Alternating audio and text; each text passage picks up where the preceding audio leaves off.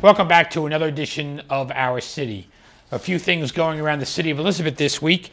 On Monday, January 31st at 2 o'clock, I'll attend the grand opening of Amber Court Senior Center, located on East Jersey Street, across the street from the Ritz Theater. And later that day, during office hours, the local youth football team, the Packers, will visit me. And I don't know if you saw, but on the first playoff game, early in the playoffs, the Elizabeth Packers were awarded a $5,000 grant from the NFL, and they were announced on national television. And we're proud of them here in the city of Elizabeth.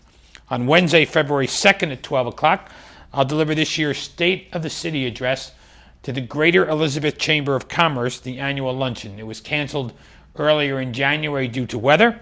This meeting will take place at the Hilton Newark Airport on Spring Street in our city. And the Chamber will celebrate their 14th anniversary. If you need more information, please call 355-7600.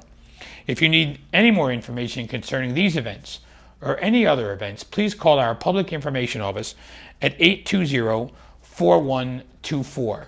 Now, in the past, on our city, during the month of January and February being Black History Month, and January celebrating the birthday of Dr. Martin Luther King Jr., as well as his life and legacy in his peaceful demonstrations that led to major changes in this country during the civil rights era of the 50s and 60s, we've always had on adult leaders who have talked about the preparation for the celebration here in our city, talked with the pastors about what they were doing in the black churches to celebrate Dr. Martin Luther King.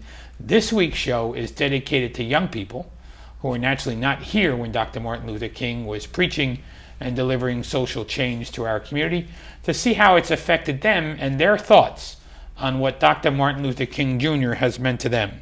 And I'm pleased to be joined by, first to my left, Miss Sierra Crockett. Sierra, welcome to the show. Thank you. And next to her is Sarah Adouyi-Anfi. Sarah, how'd I do?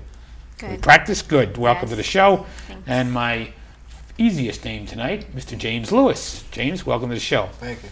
Now, all three of you are seniors at the high school, correct? Yes. And we'll start with you, Sierra. You told me what you're doing after high school. What are you doing? I'm actually enlisted in the U.S. Army. And you'll be leaving or going to camp right after school? July 12th, I leave. July 12th you leave. So after this semester, second half is over, you'll be packing, going to where? Fort Jackson, South Carolina. Good for you. Well, we wish you Godspeed and a safe journey through the U.S. Army. I'm sure you'll do well. Thank you. And Sarah, you're telling me you're going to college after this. Yes. I'm going to go to Drew University to go into the medical field to study dentistry. Good for you, Sarah. Wish you well. And James? I'm going to Kane. I'm going to be a music teacher. Music is your passion? Yes. Good for you. They have a very good music program over there. It's the hardest subject for me when I went to Kane. But I wish you well. I teach over there. I'm on the adjunct faculty, but I teach public administration, no music courses. Wow. So, Martin Luther King, as I opened up this show, I'd like to ask the three of you, what comes to your mind when you hear the name Martin Luther King? When I hear Martin Luther King, I think of someone special, someone who took the time out of his busy schedule to fight for something that he believed that was going wrong, and that was segregation. He felt that we should all be one as a country and not separated into different races according to the color of your skin or the content of your heart. Very good. And Sarah, your family's immigrated here since Martin Luther King, right? You're new to our country, so to say. Yeah. So what does Martin Luther King mean to you? When I hear the name Martin Luther King, I think of a hero and integration, somebody that put his life down to make sure that we all deserve equal treatment and equal rights. And he put his life down for his children as well as the whole community so we could all sit together and live in one piece.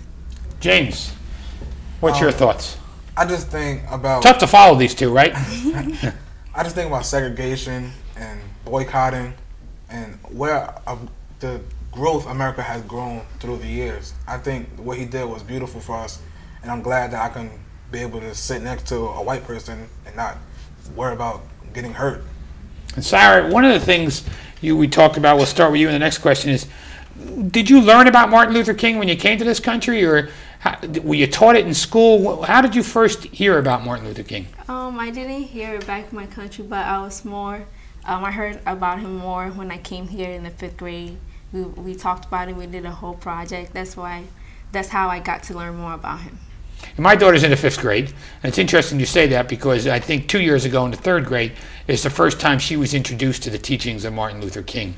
But I can tell you that when I was going to school, and even during the 70s, they had nothing in textbooks about Martin Luther King. It's not till recent, believe it or not, in this country.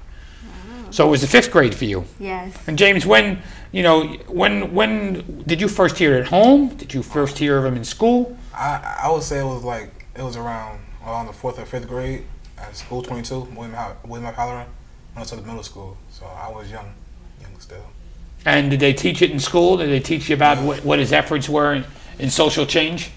Yeah, I was in social studies, and it was telling us about how he just made a big change in America for African Americans and everybody else. And Sierra, what about you? Do you know each other from school? Yes. Oh, you do? Okay. For me, it was actually in 3rd grade. It was a class discussion, and basically, it was the month of February, and she was talking about how different African Americans paved the way for us to have a better community, and that's when Dr. Martin Luther King Jr. came up, and that's how I learned about him.